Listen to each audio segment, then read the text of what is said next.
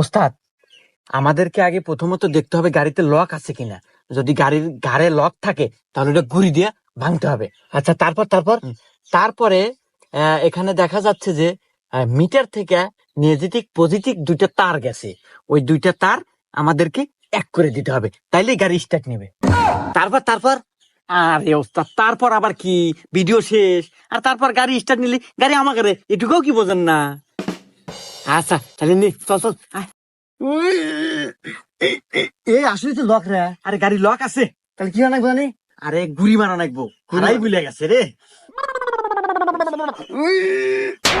হ্যাঁ ভাঙছে, তারপর কি বানাবো? আরে গাড়িতে মাথার এনে দুটো নেগেটিভ পজিটিভ তার আছে, জোড়া টানাকবো।